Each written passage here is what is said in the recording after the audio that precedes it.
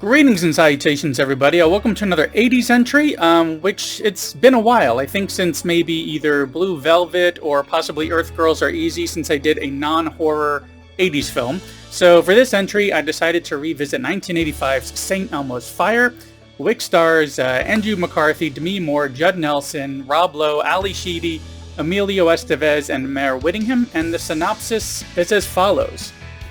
7 friends, Alec, Billy, Jules, Kevin, Kirby, Leslie, and Wendy, are trying to navigate through life and their friendships following college graduation. So this one, in some ways, never really went away, I guess, because if your local radio stations are anything like mine, you've likely heard that song, that St. Elmo's Fire, Man in Motion by John Parr, in heavy rotation since just about forever. But this one has also popped back into mind because of the Andrew McCarthy documentary Brat, which was released not too long ago on Hulu. Definitely worth checking out. The documentary covers how this film kind of being on the horizon of being released. There was an article written kind of like about this film and about some of the stars and what this age range of actors were, kind of these new ones coming up in Hollywood, and they coined the term for them, the Brat Pack, a play on the phrase Rat Pack that was used, a couple decades earlier. But this was meant more of as like a dig towards these young actors in films like these. It really downplayed their work, made them out in a negative light to be really spoiled and everything, and gave an image which took many of them several years or even decades to finally shake. But as for this film itself, St. Elmo's Fire, I'd picked this one up on Blu-ray almost a year ago because I'd wanted to revisit it. And in a few words, let me just say it was really good. It still held up.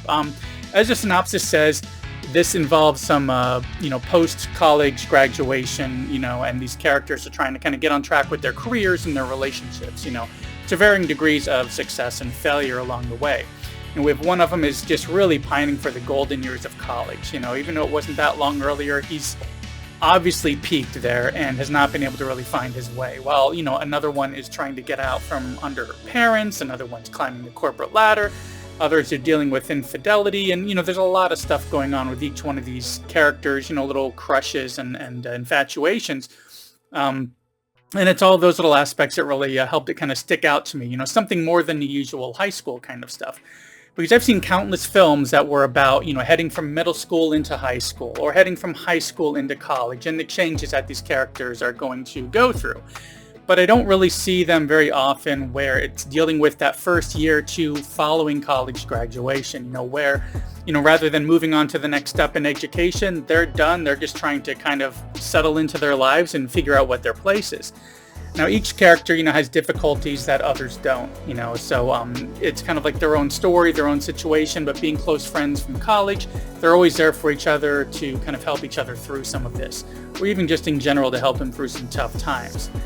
One thing that I loved about this is seeing these characters from a different point of view now. So when I first saw this, of course, I was much younger than any of these characters in this story. And now I'm about twice their age, and my views are very different about what they're going through in this film. I can understand some of their issues better. I've even having, worked through some of those kinds of issues myself. So I can kind of see it from a completely different point of view than when I was much younger and I was watching something like this, expecting it to be like some of the other films at the time, like Weird Science Breakfast Club or 16 Candles and so forth. But the themes that they bring up throughout this, even though the time frame is very dated, as being almost 40 years ago, they still really holds up well today. There may be a different cover on it these days, with differences in different facets of life and everything. But the core of those issues are still really relatable, despite what time frame it's set in.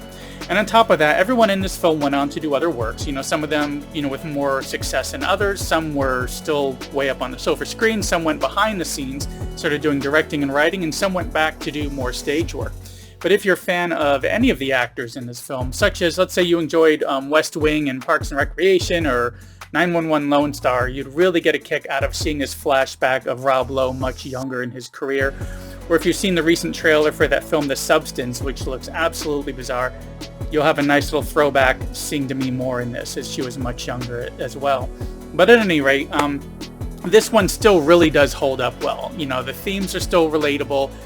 It's easy to get on board with these characters, as we are very, very quickly given this introduction that works very well, very fast-paced, to just get us up and going with these characters are out of college. Now let's catch up with them a little bit later. And throughout the story, we're always circling back from one character to another to kind of see what this ensemble is up to. And really, with all of that, it makes it more than worth checking out. And speaking of checking out, thanks for checking out my latest quick little entry here for St. Elmo's Fire, which at the time of this video is available on Hulu, Tubi, I believe Amazon may have it as well. And of course, it's on some paid rental services. Like I said, I picked it up for like $3 on Blu-ray. So if it sounds interesting and you want to revisit this one, or, if you just never got around to seeing it, maybe you didn't see the more serious ones like this back in the 80s and stuck to ones that had a little bit more comedy, like the mentioned 16 Candles and Weird Science and so forth, head on over to check that one out.